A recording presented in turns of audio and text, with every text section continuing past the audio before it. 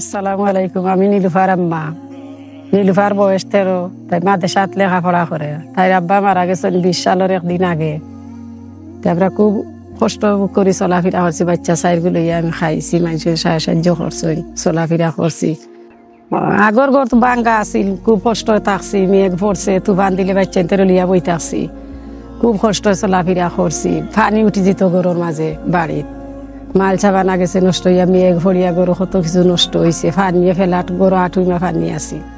এখন আপনারা গড় দোয়ায় আল্লাহ দিলে পানি উঠিছে না, সুখে শান্তিও তাকরা, মেঘও পড়েন না, গরু সুন্দর হয়েছে।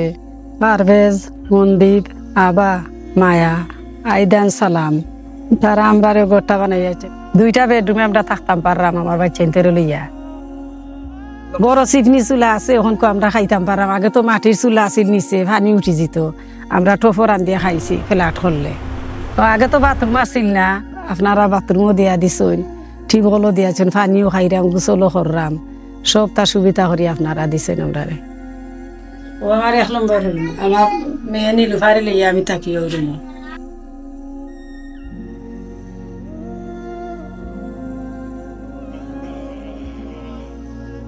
ও আমার 2 নম্বর রুম, আমার ছেলে আইলে কেন থাকে।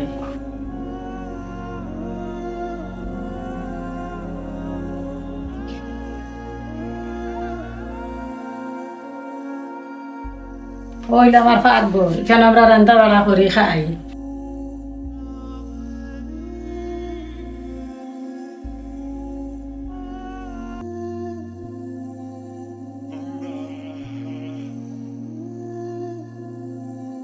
ওইটা বাথরুম।